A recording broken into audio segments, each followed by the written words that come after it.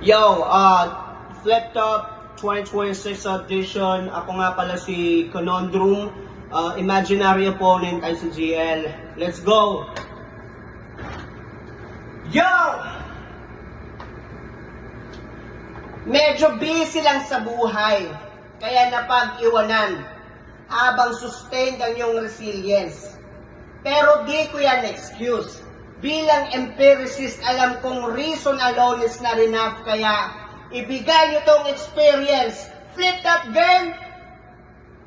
Tama ng theatrics. I'm finally done with you, bro. Every time na naririnig ko yung punch, it reminds me of old puppet show. Punch, Judy? Hindi.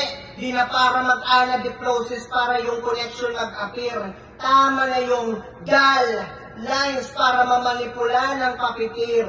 Kasi ako yung ventriloquist nitong dami performer. Habang aliw kayo sa train, boses ko ang yung dinig na parang subway basker. Pero believe ako sa'yo.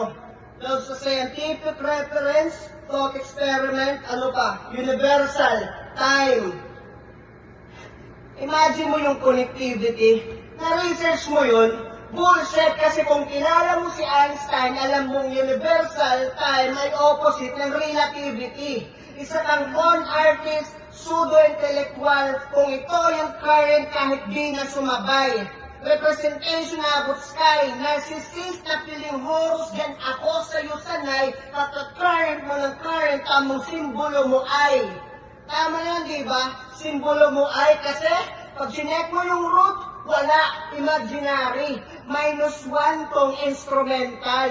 Orchestrator, manggagamit sa local scene ay detrimental. Positive lagi yung presence para yung plano mo kan neutral, pero vested interest ay tanggalin lahat sa et al. Walang credit. Sa bagay, victors get to decide what history remembers. Time.